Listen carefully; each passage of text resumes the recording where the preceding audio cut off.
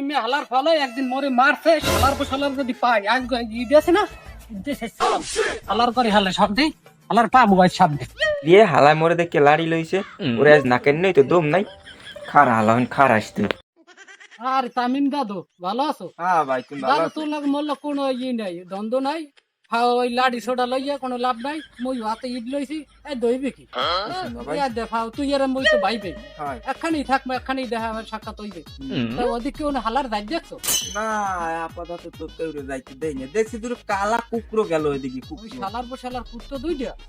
আর খবর আছে তোরই তো মই খুদি তুই ওর হাতে লাড়ি দেখি কিছু কই নাই সাবনা সাবনি পড়ছি তো তোর খবর আছে হ্যাঁ খবর আছে নাকি? তুমি কি করবা? তুমি আমার কাছে বাল ছিড়রো পারলে বাল কানা তো দেখালাই বা কয় কে তুই যত বাল বাল হারো তোর দাদাই এতটি বাল লই কয়বারে গেছ খাই এ হালাই আরে বেটা সেকাল নাফিত নুফিত আসলে না বাল হালাইতে নাই যে গেছে গেছে হ্যালো এবার কি দাদু তুমি এই রাগারাগি হলে কোন লাভ নাই এন পাও তোমার লাভ কথা আছে আরে কইরে নিজের লাভ নাই কি কবি দাদু ক বিড়ি খাবি তুই দাও একটা দি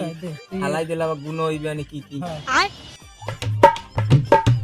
দে বড় আল্লাহ খাইস না মরে একটু দি আরে না বাগে যদি দেখো